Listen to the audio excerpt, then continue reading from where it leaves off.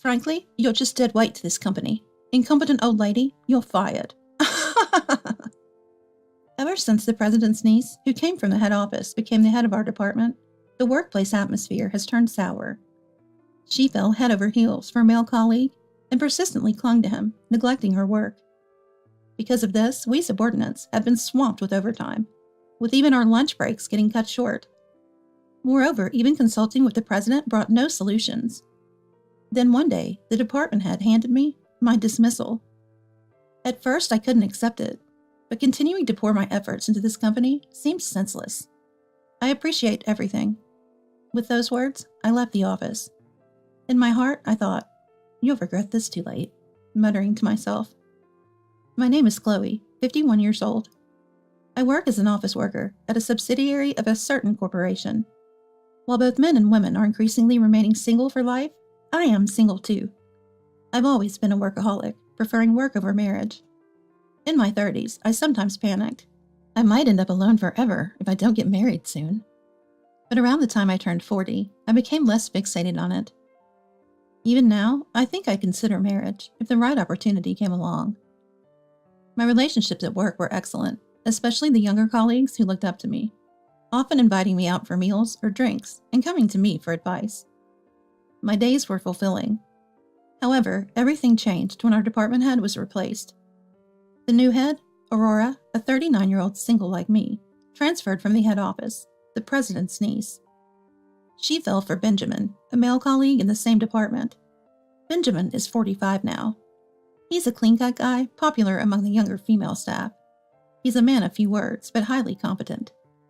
From her first day, Aurora stuck to Benjamin and unfortunately started slacking off at work. That day, even though it was only 10 a.m., Aurora said to Benjamin, "Mr. Benjamin, it's about time for a lunch break, right? Why don't you join me for lunch? There's a chic restaurant about 20 minutes away by taxi." "Manager, it's too early for lunch, and we can't go to a place that takes 20 minutes by taxi. Our lunch break is only supposed to be an hour." "Don't worry, I'm the manager, after all. If I'm with you, you're allowed to take as long a break as you want." At Aurora's words, not only Benjamin but everyone in the office frowned. Actually, I had been consulted by Benjamin several times about Aurora. Aurora, it seems, kept taking Benjamin to the conference room during work hours for idle chatter, and Benjamin was troubled because he couldn't get his work done. Feeling I had no choice, I went to Aurora's desk and said, "Manager, there's still time before lunch. Benjamin has work that needs to be done right now. If you take a 2 or 3 hour lunch break, the rest of us employees will have to pick up the slack." "What? Is that a problem?" Aurora glared at me sharply. "It's a big problem, especially since our rival's performance has been improving lately, and the president has told us to work harder than ever. My uncle has entrusted me with the full responsibility for this department. I don't need you telling me what to do." I couldn't believe these words were coming from someone about to turn 40. The excessive overtime and inability to take a proper lunch break for us other employees were due to Aurora disrupting Benjamin's work. Moreover, Aurora would swiftly leave work as soon as it was time to clock out. Even if our beloved Benjamin was working overtime, she preferred to leave right on time. After Aurora repeatedly ignored my warnings, I decided to talk to the president directly. "President, the manager is interfering with Mr. Benjamin's work. Please, could you do something about it?" "Well, I've heard about it from Benjamin and other employees, but I've left the department entirely to Aurora. It's not for me to intervene." "But the work progress is getting worse." The president sighed in annoyance. "Really? We need to work hard not to fall further behind our rivals. I have a lot of other things to do. Don't add to my workload." "But..." "Don't make me repeat myself. Get back to work, that's all." I was dumbfounded. I never thought the president would be this kind of person. Though I had heard rumors of mistrust from some employees, so it was true. Perhaps the president found it bothersome to meddle in subordinate relationships and was somewhat favoring his niece Aurora. That's why I, the most senior in the department, along with the section and division heads, had to keep warning Aurora whenever she caused trouble. Moreover, the frequency of Benjamin's consultations about Aurora increased, and he and I spent more time together. It didn't take long for Aurora to start disliking me. That day, after managing to escape Aurora's persistent lunch invitations as usual, Benjamin and I had lunch outside. Returning to the office after the meal, Aurora muttered to me, "Acting flirty at your age? Huh? Ridiculous." I was taken aback. I never expected to evoke such jealousy from a woman over a decade younger at my age. After hearing what Aurora had muttered, Benjamin later apologized to me. "I'm sorry for causing trouble for you, Chloe." Benjamin bowed deeply, but he wasn't at fault. "Don't worry about it. I'll do my best so that you and the other younger employees can work comfortably. Feel free to talk to me about anything, okay?" However, since then, Benjamin has reduced how often he spoke to me in front of Aurora, trying not to cause me trouble. So I started initiating conversations with Benjamin. I couldn't ignore a junior colleague in trouble, as I've always done, and Aurora's jealousy towards me grew stronger by the day. One day, as usual, because of Aurora, Benjamin and I ended up working overtime. "Another day of overtime," I muttered to myself. Aurora, sneering, said to me, "Chloe, working overtime again. Overtime is for the incompetent who can't get their work done, right? Benjamin doesn't need to stick around and help an old lady like you." Aurora didn't know I was helping with the work Benjamin couldn't finish. Incredibly, despite being a manager, she had no idea how much or what kind of work her subordinates were doing. Then Benjamin, with a raised corner of his eye, looked at Aurora and said, "Chloe is helping me with overtime because you're interfering with my work. Chloe is neither incompetent nor an old lady." Benjamin himself had repeatedly asked Aurora, "Please don't interfere with my work." But seeing Benjamin openly angry and counter-arguing like this was a first for me. Aurora, taken aback, stepped back and looked like she was about to cry. Then glaring at me, she left the office without a word. The next morning when I arrived at work, Aurora was unusually already there. Since Aurora always arrived several minutes late, I was surprised. Seeing me, Aurora said, "Chloe, could you come here, please?" I went to her desk, and the next moment, Aurora said something outrageous to me. "You're fired." What? Shocked by Aurora's sudden announcement, I stood there doubting my own ears. "Please pack up your desk. You'll be paid 30 days severance pay, so you don't need to come in tomorrow." Wait a minute. What's the reason for my dismissal? I can't accept this. Of course I said this to Aurora. "You have too much overtime. Our company can't afford to pay overtime to someone as incompetent as you." "Excuse me? But that's because you've been interfering with Benjamin's work."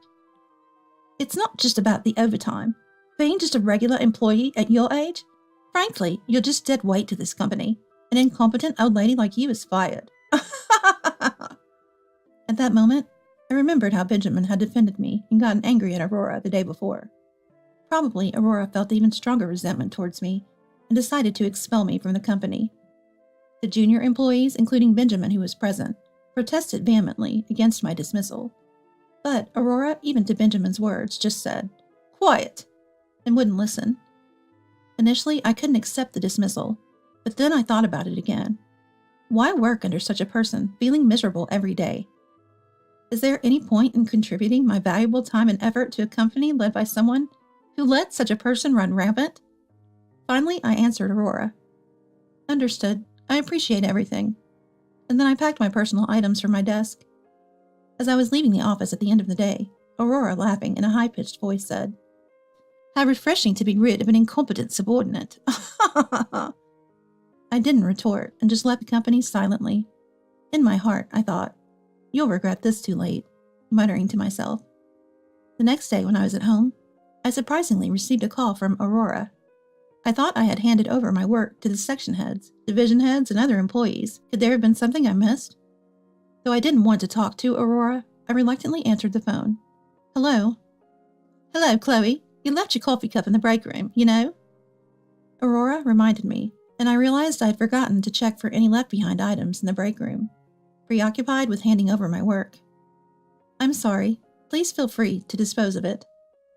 I thought that was the end of the call, but Aurora continued talking. "Oh, really? By the way, everyone's been complaining to me about firing you. But even without someone as incompetent as you, our company will do just fine, you know?" It seemed the real reason Aurora called me was not about the forgotten item, but rather to vent her irritation from being complained to by the subordinates. "At your age, finding another job will be tough, won't it? So sad being single and all. It's your fault for being an incompetent who only does overtime, right? Anyway, today's a $10 million deal day. Who's handling it? At that moment, I heard Benjamin's voice faintly over the phone. The person in charge resigned yesterday. What? The person handling that deal was Chloe. What? Apparently surprised, a loud noise came through the phone, probably Aurora dropping it. After picking up the phone, Aurora said to me, "You're kidding, right? When I told you that you were fired, you didn't say a word about handling such an important deal. No one else mentioned it to me either." Everyone tried to tell you. If Chloe was fired, the crucial deal would fall through. But you didn't listen to anyone's words. That's why this happened. When I left the office thinking to myself, "You'll regret this too late," it was precisely about this. I could foresee Aurora running into an unbelievable problem. Wanting to punish Aurora, I deliberately left the company without revealing I was in charge of the $10 million deal. I felt sorry because I knew the failed deal would surely impact the company's performance, inconveniencing my colleagues. However, understanding my feelings after ending Aurora's verbal abuse, everyone ultimately sent me off with their blessings. Moreover, everyone was fed up with the president. After I accepted the dismissal, they unanimously said in a place Aurora couldn't hear, "We don't care what happens to this company anymore. Manager, I'm considering resigning from this company." Then I heard Benjamin's voice. "Resigning? Why, Benjamin?" "It's not just me. Everyone here is thinking of resigning. Chloe was involved not only in the $10 million deal, but in other major projects. Our key clients were contracting with us because Chloe was here. Now that Chloe's gone, this company is finished." It might sound odd to say it myself, but I didn't work as a workaholic for so many years for nothing. While my female colleagues from my generation and juniors resigned upon getting married, I just kept working relentlessly. Naturally, I was quite skilled in my job. Since my early 20s, I always prioritized work and spent my days focused on it. Interestingly, about 15 years ago, I was appointed as a manager. However, I felt more fulfillment working as a regular employee than in a managerial position. So I asked the president to demote me back to a regular employee. "Chloe was contributing so much to the company," Aurora muttered, and then I heard another employee, not Benjamin, speaking to her. Apparently, they were just on the phone with the client for the deal, and upon learning I was no longer handling it, "Please consider our conversation null and void," they said. "That's terrible. My uncle emphasized several times that we must succeed in this deal. Tell them. The manager from the head office will personally handle it." I heard the employee, as instructed by Aurora, speaking on the phone to the client. However, the client insisted on nullifying the deal and even hung up. "This is serious. I need to speak to them myself and resolve this." Then Aurora frantically started calling the client. Her explanations were so confused, I tensed up, worrying she might anger them further. Aurora had little grasp of what her subordinates were working on. Though it's not surprising this happened, it was still dreadful. A few minutes into Aurora's call, there was a sudden silence, followed by her weak mutter. "They hung up on me." I could imagine Aurora standing at her desk, pale-faced. Honestly, I felt a sense of satisfaction. It even brought a smile to my face. Then I said to Aurora on the phone, "Hello, manager, can you hear me?" "What? Hello?" "I'll be hanging up now. Again, thank you for everything." Just as I was about to press to end the call button, Aurora stopped me. "Wait, don't hang up. Chloe, please come back to the company." "What?" "I'll apologize for everything I've said and done to you. Please just come back." Aurora sounded desperate, but of course I had no intention of returning. "I'm sorry, but that's impossible. Excuse me." "Wait, don't hang up. I said I'd apologize." "You were the one who fired me, right? And now that things have gone wrong, you want to act as if nothing happened and expect me to come back. That's too convenient. Goodbye." Then I finally hung up the phone. Aurora called several times after that, but I blocked her number without hesitation. That evening, while preparing dinner, my doorbell rang. Opening the front door, I was surprised to find Aurora and the president standing there. "Even though I left everything to Aurora, I never imagined she would dismiss you of all people. I'm truly sorry. Of course your dismissal is canceled. Please come back." "I'm so sorry." Both of them bowed deeply to me. "Without Chloe, today was truly disastrous. The $10 million deal was cancelled, and all the subordinates submitted their resignation letters to me. Please come back." "I'm sorry, but please leave." As I said over the phone, I have no intention of returning to your company. I made my stance clear to them. Yes, they were reluctant to leave. Please, we need you. Without you, our company will surely collapse. Please, if you return, the employees who submitted their resignation letters will surely come back. Benjamin will continue to work for us too. I, like Chloe, have no intention of returning to the company. Turning around, I saw Benjamin walking from the living room towards the entrance. What? Why is Benjamin at Chloe's house? All thanks to the manager. Aurora didn't seem to understand Benjamin's words. Stunned, she stood frozen, mouth agape. Benjamin then added, Chloe has always been supportive while I was troubled by the manager's persistent advances. The more the manager followed me, the closer Chloe and I became. What? Closer? Chloe and I are now in a relationship. What? Indeed, Benjamin and I had recently become a couple. Before Aurora and the president arrived, Benjamin and I were in the kitchen cooking stew together. Benjamin lost his wife in an accident about 5 years ago. At that time, he was visibly depressed at work, and I, as his senior colleague, often encouraged him. Gradually, Benjamin started confiding in me about everything, especially about his troubles with Aurora's incessant bothering. Until recently, Benjamin saw me as a reliable senior.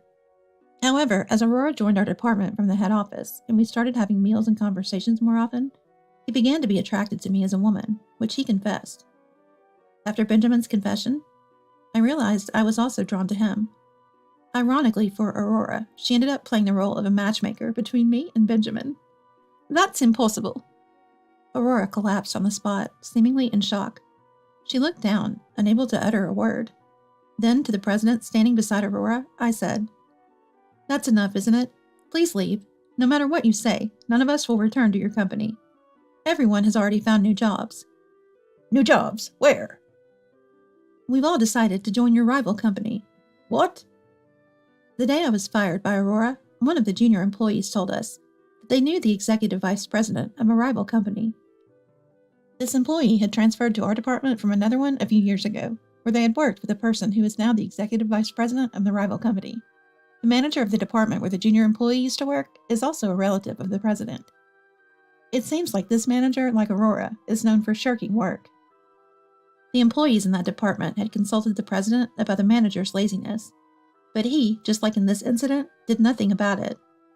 Disgusted with the president, several employees resigned, one of whom is now an executive at the rival company.